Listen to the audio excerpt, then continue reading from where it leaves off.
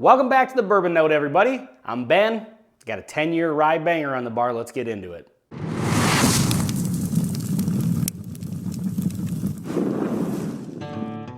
So, not on the bar tonight, I have BAM. This is a sample from non-bike riding Dave Vogelsang.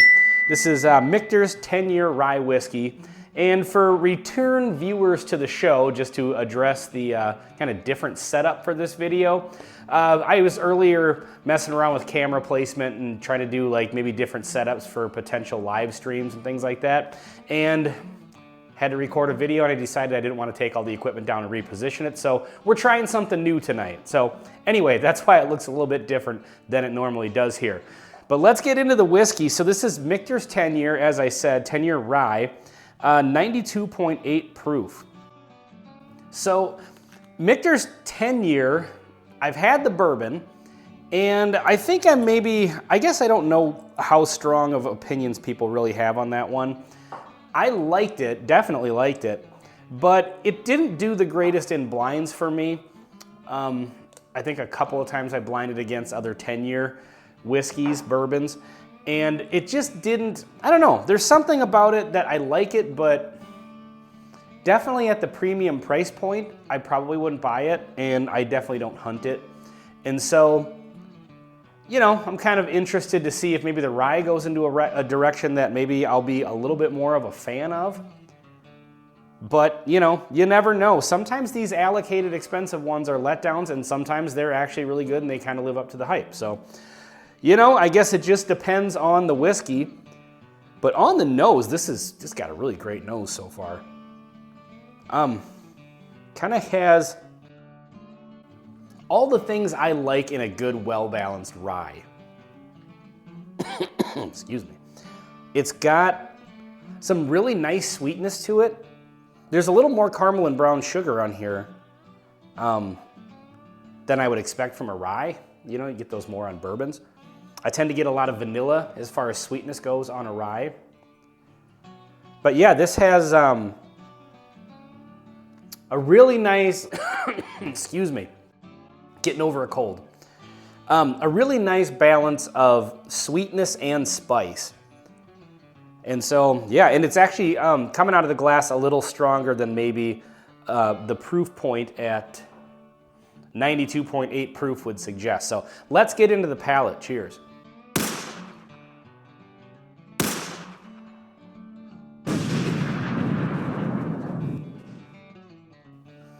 That's really nice. It's really nice in flavors. It's got a little bit more of the classic rye notes on the palate than it does on the nose. I feel like some of those clove notes, and allspice, baking spice, things like that are coming through. It definitely, there's an oak presence to it, but on the first sip, it didn't come across as like extremely well-aged, which, you know, 10 years is not extremely well-aged, but it's up there, you know, I mean, 10 years is kind of like a benchmark for like when you're getting into that, you know, higher tier as far as an aged product goes. So there's definitely an oak presence to it, but I think I'm gonna have to explore this a little bit more right off the bat just to check on the viscosity of it and see what's going on there. Let's go in for the second sip. On that second sip, I definitely noticed that it really has a nice kind of dark sort of flavor profile to it, which I like. On that second sip, I would actually say this is coming across as maybe better aged than a 10-year. So that second sip, the age really kind of came through more so than it did on the first sip. Viscosity is all right. It's not the thickest whiskey out there, but it's, you know, it's pretty good. But it just has a really, really great blend. You know, I've said this before. I think I said this in the last rye review that I did. I can't even remember which one it was, but when I find a rye that has a really nice balance of that rye spice, that typical rye spice, but really, really balanced out with some nice dark and rich sweet notes, and really kind of like even like the rye sort of grain note, not grainy like in the sense that it's, you know, youthy obviously at 10 years, but just when you can actually get the rye flavors out of it, but it's balanced with that really, really nice sweetness. I think that always makes for a really nice experience for me personally. That's just how I like my rye whiskey.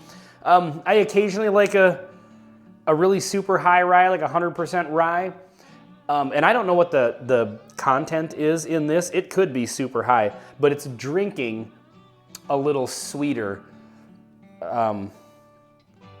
than, you know, I would guess if it was a super high rye content. But, you know, I could be wrong about that. But yeah, really, really nice whiskey. Let's get in for the final sip here. So when I cut away there, I did do a little research on just trying to find the MSRP on this, and according to Breaking Bourbon, $200. So that changes this for me quite a bit. This is a really good whiskey, but you know, at the $200 price point, there's just not a chance I'm buying one. It's really good, but you know, there's plenty of other stuff out there for much less than that I think drinks just as good as this. This doesn't come across as like a super high tier premium whiskey experience. It comes across very good quality, very good flavor, but it's not at the level of a $200 whiskey for sure. To me, honestly, most things aren't. I also should mention, it says barrel number 2313216. So I don't know, are these single barrels? They must be.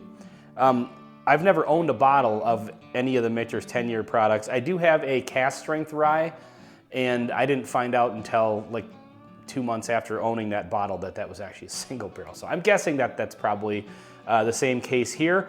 Dave was kind enough to put the barrel number on there, so if you're playing along at home, if you have this one, let me know what you think. So, you know, in conclusion, like I said, great whiskey, but the price point on these Michters products, well, I do like them, and like I mentioned at the beginning with the 10-year bourbon, I do like it, but I'm not blown away by it, and I just, yeah, they end up in that category of stuff I'm just not interested in chasing. Now, maybe that MSRP is wrong. Breaking Bourbon is usually a really good source for information, but you know, the distilleries never put the suggested retail price, or most of the time they don't, and I really wish they would, because you go online and try to find this information, and every single website's got a different price, and their secondary prices, and it's whatever, you know, this online retailer's selling it for. And so I wish that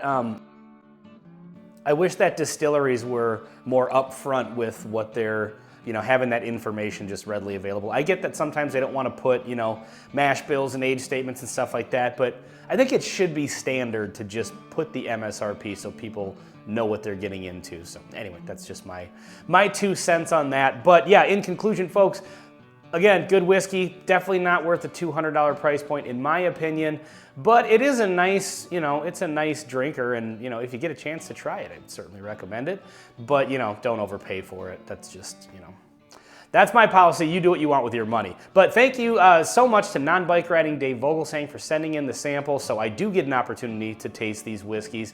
Let me know what you guys think in the comments. I know this is a popular one, so I'm looking forward to hearing from you guys, you know, what you think about this price point, quality, flavor, all that good stuff. So yeah, definitely let me know in the comments. This has been Michters 10-year rye on the Bourbon Note. I'm Ben. Please like, comment, and subscribe if you haven't already.